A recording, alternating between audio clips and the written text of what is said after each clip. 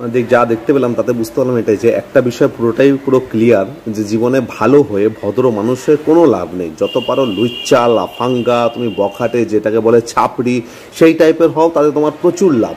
এই মালটাকে দেখো, দেখতে পুরো লাগে ভাজা কুত্তার মতো, ওর বালখানা পুরো লাল, হ্যাঁ পোদের থেকে মানে গানের থেকে ওর প্যান্ট খুলে পড়ে যায়, এইরকম পানা ওর চেহারা, ওই ঝাঁটের মতো দেখতে দেখতে তো ওকে চশমা পরে তো দেখতে লাগে পুরো একদম চাঁদনি মার্কেটে চোরের মতো। সেই মালটার এত কিছু নাকি, এ বে নাকি গাড়ি গিফট করছে, ও নাকি এ গিফট করছে, মানে জীবনে ভালো পড়াশোনা করে ভালো কিছু করে আলটিমেট যা দেখা যাচ্ছে বর্তমান সময় কোনো লাভ নেই, কোনো কিছু নেই, ছাপড়িগিরি করো। এই মালটা আদনান নাকি এই মালটার নাম যাই হোক কিছু একটা হবে, এর আগে টিকটকে এসে শুধু মাগি মানুষের সাথে মাগিদের মতো পদ দোলাতো, সেই তুলে তুলি এখন দেখো ওর এখন পদ দোলে কোথায়, ওর পদটা কোথায় ঠেকছে, এখন মার্সিডিজে ঠেকছে, এখন বড় বড় গাড়িতে ঠেকছে। তাহলে আলটিমেট কি?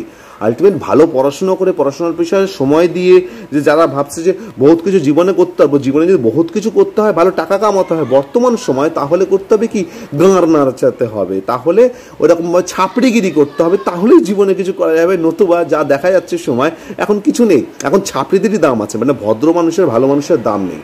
যারা ভদ্র তারা এখন মেয়েদের কাছেও দাম পায় না, ছাপড়িগুলোই মেয়েদের কাছে দাম পায়, যাদের পোদের থেকে কাপড় খুলে যাচ্ছে, মানে মেয়ে ছেলেদের কথা বলছে, পোদের থেকে প্যান্টগুলো খুলে যায়, বা যাদের মানে শরীরের মধ্যে প্যাকাটির মতো শরীর দেখতে সেই গাঁজাখড়গুলোর মতো পুরো চোর মধ্যে দেখতে লাগে, মেয়েগুলো দেখবে সেগুলোকেই দাম দেয়। আর ভদ্র ছেলেগুলো যখন যায় ওদের তোয়াক্কাই করে না, পাত্তাই দেয় না। মানে আলটিমেট ঘুরে ফিরে একটাই বিষয়, ভদ্র মানুষের কোনো দাম নেই, কোনো দাম নেই ভদ্র মানুষের।